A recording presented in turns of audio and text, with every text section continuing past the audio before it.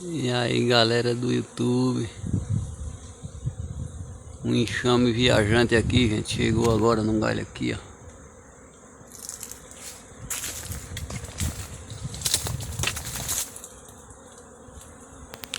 Estão se arranchando para descansar.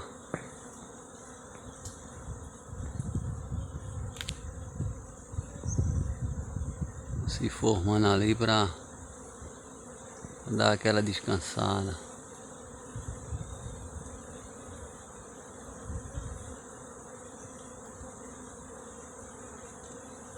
A rainha tá, ou ela já chegou, ou ela tá chegando por aí. A abelhinha voando.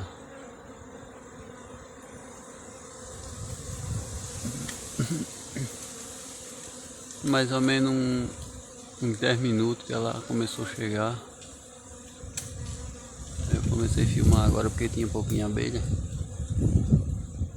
Aí estão se formando aí. Talvez ela fique aqui ou já tenha um lugar escolhido aí. Já deve ter um lugar escolhido, elas só estão fazendo uma pausa para descanso.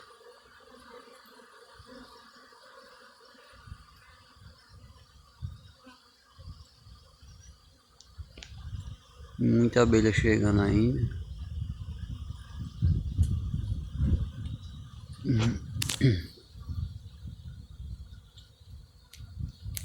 Até espalhei umas caixas isca por aqui pela região, mas eu tirei porque não tá muito, não tá na época de enxameamento. Essas abelhas de repente aí pode ter fugido aí de um incêndio ou um lugar muito apertado, elas resolveram enxamear.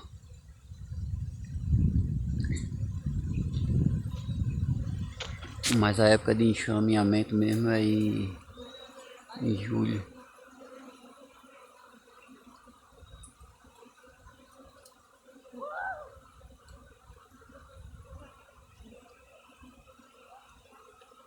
Se ela estiver por aqui amanhã ainda, eu boto ela no...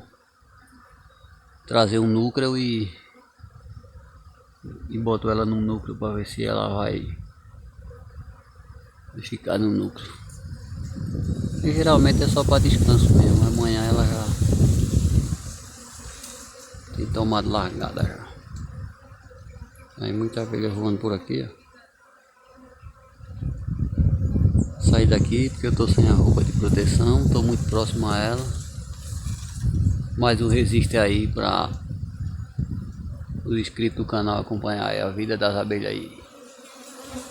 Muito obrigado, meu pessoal.